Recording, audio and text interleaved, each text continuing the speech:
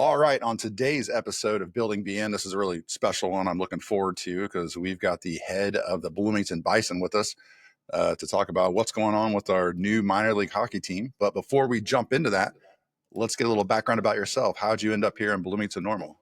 Yeah, thanks for having me on. I'm a St. Louis native and worked in pro hockey now for about 14 years. And I've been all over the map, but it's all been mostly on coasts. So I spent time in South Carolina, Massachusetts, New York, and San Diego. Honestly, I've been trying to find something close to the St. Louis area for a few years now. And, if something was close to the area, I definitely had interest in it, but nothing really was groundbreaking enough for me to relocate from those cities that I was in. So this opportunity came about, and first was the broadcaster and media relations role. But when I was in the interview process for this position, I had a comment and I said, hey, I want to be just more than a broadcaster. I want to have a seat at the big table and help make an impact on this brand new organization. I thought it was a really awesome opportunity. The ownership group and Larry McQuarrie, who's the president of Howlett Sports and Entertainment, took kind to that and brought me on. And then recently, the past 2.5 months, oversee the front office now as the role of the president. It's been a long time coming to get close to the St. Louis area, and I'm super happy to be here. Super happy to continue to build a foundation here in Bloomington-Normal. Yeah, and I know that I've gone to some games. We absolutely love the product, and it's something that I don't know how much Central Illinois, because you said we don't have coast, but we do have Lake Michigan, so that's pretty close. Yeah, yeah. Don't know if that counts. So besides being living on multiple coasts, what's a fun, personal, interesting fact about yourself? I'm a huge baseball fan. I have plans to go up and see the White Sox. I've already seen the Cubs in Wrigley Field for the first time, which is crazy. Yes, I'm a St. Louis native, never been to Wrigley Field up until a few months ago. And then I do want to check out Milwaukee and Minnesota, since we're close enough here. So that's a huge interest of mine. And I could sit and watch baseball all Saturday and all Sunday. I'm a big fantasy baseball guy, and that really takes some of my time. I'm a golfer. I still play hockey every now and then too. Love to cook. I see a sale for T-bone steaks and I'm like, all right, tomatoes, potatoes, Yep. my night is done. Very cool. Yeah, we actually just went to the Cub Cardinal game last Wednesday. Fortunately, the Cardinals, they won 2, and then I show up and they just get stomped. So I don't know if I'm bad luck or I'm blaming the jersey I was wearing because I had the baby blue on. Next year or next time we go, I'm wearing a white one because that thing's bad luck. They lost the last couple of times I've worn it. So yeah, we already covered a little bit of your role at the company. What's the day-to-day look like for you? I imagine it changes with the season. Yeah, it's right now it's a lot of planning, making sure that we're ready come October 18th, planning our promo schedule, planning even our specialty jerseys, our nonprofits of the night, what kind of partners we're going to have join us on some of these giveaways, just a lot of cool things that we're going to make sure that year 2 is even better than year 1. I know that's a really short synopsis. There's a lot that's compiled into that, but that's the bulk of the work right now. It's just making sure that we're planned efficiently throughout the months that we're not playing. I'll butcher this because I know my kids will give me a hard time, but they call them collabs. And for us, the collaborations that you guys do, the Batman jerseys and just even the things with you do with Commerce Bank. I mean, there's so many things that you guys do to make it interesting, and all the different nights that you have. There's the 309 night, which we're a big fan of, but then also teacher appreciation. And yes, you seem really big on our veterans and the armed forces as well. What's the best way, I guess, for a local business to get involved with you guys for a collab? Yeah, we're gonna do some things different this year compared to last year. We're gonna have I'm not gonna spill any secrets here, but we're gonna have different promo items that we're gonna give to fans throughout the course of this next upcoming season. So, last year we saw a bobblehead. So, we're looking for a partner to put their name on that bobblehead. That way we can co-promote. Last year we had Abe, which was an awesome opportunity for a local business here to put their name on it. That way our fans can recognize, all right, this is someone who supports us. Now let's go support them. I feel like our fans are very NASCAR-esque with their dedication. If they see a name in that arena that's supporting the Bloomington Bison, or if it's on a promo item, they support that business as well. So that's the really cool thing about hockey fans is they understand the importance of who's with us and they support them as well. That's awesome. So yeah, ideally, like, do you guys have like a sales office or is it on your website? Like, if I want to start pushing businesses there to be like, hey, they're putting so much in our community, we need to figure out a way to collaborate going forward. Where should I push them to? Yeah, so if you go on our website, you click on team, I think it is, and you drop down to the front office. Greg Zook is our VP of brand partnerships. So he would be the guy to talk to. I believe everybody on our front office staff has a link to their email. So feel free to reach out to him, myself, anybody you want to talk to. I actually get a little frustrated because some people don't put their emails on their websites. I don't Yeah, understand that, but we're wide open. You can talk to any one of us at any time. very cool. Going along with that and going to a lot of games ourselves, we did notice attendance just like over time just kept getting bigger and bigger, especially as you guys started building. The Bison have some decent rivals going on, and so when that happened, you can see some more people coming. You want to talk about just? I actually let's rewind it a little bit. How the heck did you guys end up in Bloomington-Normal as a team? Howlett Sports and Entertainment is our ownership group. It's a father-son combination. It's Jim Howlett is the father, Sean Howlett is the son, and they own the Indy Fuel, and they also own the Fisher's Freight indoor football team out of the IFL. So the Indy Fuel are in our league with the Bloomington Bison, and they were interested in expanding their portfolio to 3 teams and started looking around the Midwest area. They wanted something within a reasonable distance to Indianapolis, and they came over here and they were enamored by the potential of the growth in downtown Bloomington, the arena, the relationship with the arena, the suites in the arena, and the staff at the arena. So I think all of that made a wonderful relationship off the get go. And like you mentioned a few minutes ago, like the 309 night, like the arena is wonderful to offer that again for the next season. We're also going to have Sunday Family Fun Day where kids eat free. Those were no brainers. It was a great opportunity for both the arena to see some people come in, for us to showcase our product. So that was kind of the get go for how this unfolded here in Bloomington, Illinois. Yeah, and for us, like we try to tie everything back to the economy because we do economic development, and I haven't done it yet, but I think it'd be really cool to do a placer report on the games just to show really the before and after. Like, where are your fans going? Because I know where we go before a game. Like, there's certain restaurants that we're going to hit up, and we always go to the Brass Pig. Shout out to them before we head up to the game. But like before and after, to really get that ripple effect of having all those people in downtown. And as you mentioned, it's perfect timing because the city just launched a brand new TIF district, 23 years. There's going to be a lot of investment going on, and part of that we've already seen. They're starting to do the State Farm building with the new GJ and converting Mhm. that into residential. That'll be 180 units. Hopefully, some players, will live there, right next to the stadium. But that'll just be a bigger ripple effect for all of us. Awesome to hear that these businesses are improving, like Shake It Up, Rosie's, Elroy's, McGuire's, all these bars that are within walking distance, bars, restaurants that are within walking distance that our fans are going to and now discovering, wow, this is really good. I'm new here still. I'm 8 months in, maybe 9 months in, and I didn't really have food at Shake It Up until maybe February. And man, like it's really good food. Like I was expecting bar food, but my socks came right off when I had it. And I told them, I was like, guys, like I'll see you again for lunch next week because that was outstanding. So, it's really cool that we're opening our fans' horizons here to what's available in downtown Bloomington, and hopefully we get some more traction. Yeah, it's one of one I guess special things about our area, which we've heard from out of town site selectors. That's who we work with whenever they're looking to place a new business. They've come in from the coast and they go to some of our restaurants that are farm to table, and they're like, "No joke, we had no idea you guys know how to cook like this. This is like major city cuisine." And it's like I don't know. We're corn fed. I was raised on this, but yeah, I guess you're right. It is. It's farm to face, and it's been great. So with that, let's jump a little bit because we have done a partnership, a collab with our Life Multiplied campaign with the players, and we always ask them like, what are you doing this weekend? What do you like about this place? And they're characters, like they're all their own Oh unique yeah. character. You want to talk a little bit about the team and your players? Yeah, it's funny because I just had this conversation with Julie Dobsky last week. Our players, they were so willing to make a footprint in the community. It was astonishing. And you know what, though? I shouldn't be astonished because that's the kind of players that our head coach, Philip Barsky, recruits. Like I said, I've worked in pro hockey for over a decade, and there'd be times where you go in the locker room and it's like, hey, so and so, like we got a community appearance. And there'd be one or two occasions over the course of the year where they'd be like, oh, like I really wanted to go have lunch and relax, but I'll do it.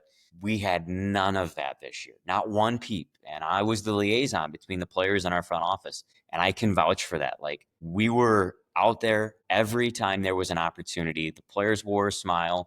And sometimes they didn't have to because they were interacting with children. They were having a good time. They're egging the kids on. Mm-hmm. So it was just a wonderful camaraderie that we had in the locker room. And it mixed very well with the Bloomington-Normal area. And that's the standard now for Bloomington Bison hockey. Like, our captain, our alternate captains kind of set that tone for them early, and everybody followed suit. And now we're going to see that year in and year out. And we're going to continue to have more appearances.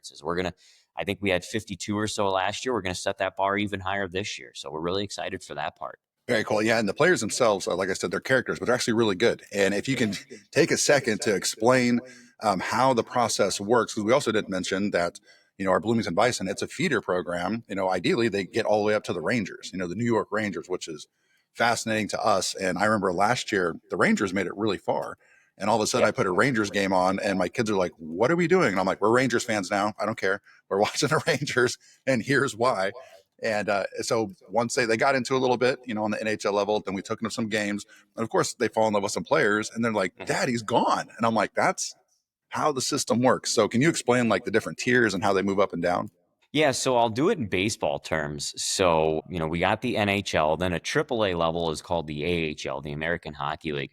And then there's us, the AA level. So we have guys that are on contracts with the New York Rangers. We had a few of them last year. And like you said, we have guys that have the potential to get to the NHL. This is something that we've never seen in the Bloomington-Normal area. We're with the Rangers. They take a high interest in developing players to work their way up. If you look at the NHL playoffs and the Stanley Cup specifically, Carter Verhaeghe was a guy who played in the ECHL. So for those of you that might snub at the ECHL, well, we just produced a guy who put up a heck of a playoff performance and won a Stanley Cup. So I think everybody bought in, though. I think when they came out to see our games at Grosinger Motors Arena, they're like, wow, this is actually high octane hockey. And then, I mean, gosh, we sold you the seat, but you only needed the edge. There was so many awesome games that we had last year. We had a game that I've never seen in my life. We were down 5-1 with like 5 minutes left of the second period. We came back and won. I've never seen that before in my life. And to watch that live and then just the jubilation on the ice was second to none. Yeah, you're not kidding about the edge of your seats. Like, I always get the seats that are in the back on the bar stool section, so I can stand the entire game, because like I'm always pacing around while it's happening because of the action. It is awesome. It's very cool, but also like teaching the rules, learning the rules, and just the speed. Like, I don't know. You said you play hockey. I played a little bit of baseball. I was more of a football and a wrestling guy, more like blunt force trauma. You have to have so much skill, in order to move that fast in reverse, controlling the puck. And yeah, it's some of the shots that are happening. And it's kind of like back and forth. And then all of a sudden when they score, everybody goes nuts. And you guys do an amazing job, I think, in between the rounds, like with all the other activity. And one of the things I want to ask you, like, have you ever practiced that shot you guys do to try to make the puck all the way across from the Failed miserably. Well, like, so to your point, though, like, we can only control as a front office what we can control. We can't control how the players are and the coaching and all that stuff. We hire them to do their job, and they did a wonderful job last year. What we can control is the in-game entertainment. And almost how I envision our in-game entertainment is the party stops when the puck drops, which, how cool is that? That the hockey game is almost second nature, because we're having so much fun with the kids. We're doing dance for your dinner. We're doing giveaways, trivia questions. We're having cheerleaders dance on the ice blimp during that goes around intermission. and drops things? Exactly. Yeah, the blimp moving around, like, exactly. And then the shoot for a car. We had a young hockey player win $50,000 last year for Bloomington-Normal youth hockey. So, it's really cool that we can hang our hat on that. And that's also going to improve. I mean, if you thought last year was good, just wait for this year. Nice. Yeah, and also just the DJ. Like, you literally have a DJ that's right next to our seats, which is it's awesome. Exactly. So you're right. It is a party environment. It's nonstop action. Absolutely love it. Hopefully, like, as more people hear about it, which is the point of this podcast, we want to let people know that this does impact your community. We got to support it. This is our team. Get more people involved. And also, you have mentioned a couple of times the Grosinger Motor Arena. Those naming rights are coming up, right? We can hopefully get somebody better in there, and that is an opportunity for any of our listeners. right now, in fact. So, if that is an interest, again, you can talk to Anthony Nelson at the arena or myself, and we can get you steered in the right direction because that's available. Obviously, as we all know, Grossinger Motors does not exist anymore. Yeah. And then the other one I got to throw out there, just going to speak it into existence. I don't know if we mentioned this last time we were talking, but the fact that we have Rivian Automotive here, I want Rivian to build us an electric Zamboni, and they can call it the Riv Boni. Put the headlights right on the front. We'll have the only one, and all of a sudden they'll take off everywhere. It's marketing for Rivian, marketing for us, and you guys. That'd be great. But it would be nice to see those headlights buzzing around. I remember you mentioned that when I saw you. Yep. Yeah, because those things are powerful and fast. But that's also entertaining is watching those Zambonis go through. Because every time I'm like, he's gonna hit the wall, and like right at the last minute, skirts around, does all right. Okay, cool. So yeah, it's been great for the economy. Well, I love seeing the attendance go up, and I love seeing like the after effect and the before effect. And as downtown continues to develop, you're gonna get more and more people down there. But as you've been in town and like you got a player in, and you're saying like you got to come to us, and you want to show off the community.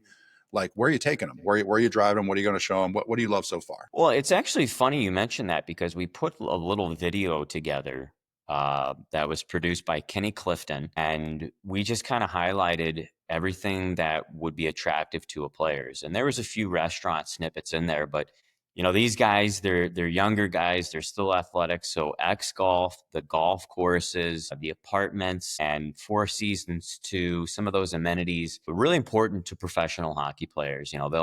The way Four Seasons 2 is set up, it's a one-stop shop because you have the massage capability, you can have a gym, you can have the sauna, the spa. Like, that's so attractive to our players. So shout out to Four Seasons because that's a wonderful tool for us to use to recruit some of these players. And then, like I mentioned, X Golf and the golf courses too. Yeah, no, golf's really big around here. I think it's because we've got a couple of insurance headquarters. But if you think about we're 170,000 people, why we have over 10 golf courses, that's kind of wild. But we like to play. Now, you said you're a golfer too, so I'm going to need to get you on my scramble teams.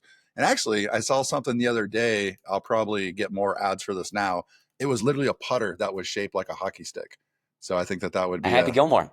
yeah, okay, there, yeah, perfect. So I don't know if that's something that we can incorporate it in there. So food item, you did mention shake it up. Is there like one item of food so far where like you got to go here and try this that you found? You know, hmm, I scatter all throughout the city. And so back to like the players. We have such a great relationship with Texas Roadhouse. Oh So I yeah, got to continue on our sponsor run here, but rightfully so because uh Jeff over there, who's the owner, he told me he's never seen such a good return on his investment before because we hammered home Sunday Kids Eat Free. And on their blimp drop, they did Kids Eat Free at Texas Roadhouse. So the kids would have a free meal here on Sunday starting at 3 o'clock, and then they'd go to Texas Roadhouse with their parents. Then our players would go after the game too because it's such a good, quick, genuine meal. These guys don't want to eat French fries and greasy hamburgers. They want to have a nice steak after a game and then go home and get to bed. So that was actually a wonderful relationship for us. Good food, good quality too, good quality atmosphere. And then, it was a wonderful relationship. yeah, no, and those. So for us, and hopefully your players aren't eating too many of these, but the roll and that cinnamon butter, like that stuff is golden. Forget about it. But as soon as you said Texas Roadhouse, like, yeah, that's what the blimp drops. Because I remember like everybody's going crazy trying to get the free food for a Texas Roadhouse. Yeah, that is a good one. So no, this has been great. I don't know if there's anything else you wanted to cover. I know I don't want to give any secrets away for next year, but we're looking for bigger and better things. And I was personally shocked, being that it was the first year with these players all together, how good you guys were. Like it was not expected. But no pressure. But yeah, we want to see more winning, better players. But also again, like the better they are, the quicker they're going to work their way up. But more for us to be proud of. So it's a cool system. I'm glad you guys are here. Hopefully you guys are enjoying things. And yeah, however we can help at the EDC with Life Multiply to help spread the message and to hopefully get you a new sponsor for the arena as well. But just getting more community involvement, I think, is our goal. No, that's awesome. Yeah, I mean, what I can share is we're going to do some different theme nights next year. Obviously, more kid driven. So stay tuned. I think we're going to have some really rambunctious theme nights for the kiddos coming up. I can also share that last year, our full season ticket holder base was around the mid 700s. Well, we're actually nipping close to 1,100 right now. And the That's very 700 cool. that I tell you about was a 12-month time span. So we're almost at 1,100. and we're 3 months into the off season. So the awareness, I got to thank the Bloomington-Normal area, because the awareness for what we're bringing to the table here is it's awesome. And the fact that we're working our tails off here to bring you a great product, and you guys are recognizing it, I can't thank you guys enough. Awesome. Well, we thank you. Thanks for the continued investment. Thanks for being here. It's another cool selling point about our quality of place and quality of life. And if you need anybody for like that period shot, I'll take a stab. Or actually, better yet, there was one where you guys were throwing a watermelon. I'd probably be better at that than the than the shot. But let me I'll know get you how in we there. can help. Awesome. Appreciates time today. Looking forward to getting this out there, and go Bison. No, thank you.